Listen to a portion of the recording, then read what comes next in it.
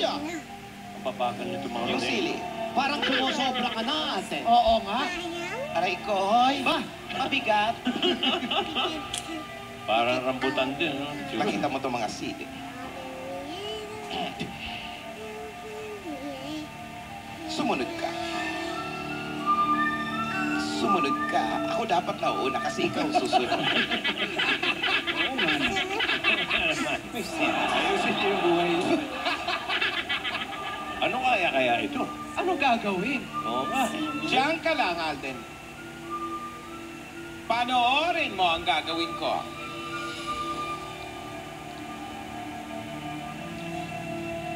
One. Uy! Uy! Ha?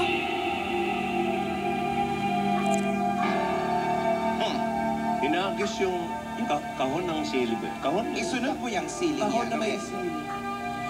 Meron ng isa.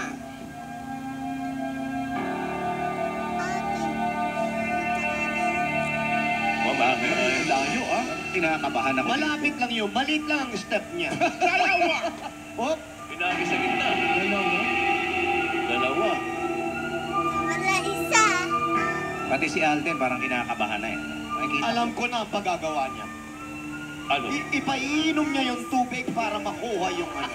Para lumabas sa mga sili? Hindi.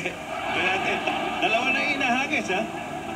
At pangatlo. Plok! Sa gitna na naman.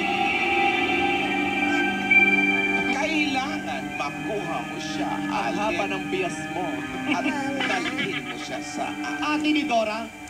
Baka pwedeng ipakita mo sa kanya ang gagawin niya. Kasi alam mo si Alden, baka malito siya, hindi niya Oo. alam ang gagawin. Ipakita mo.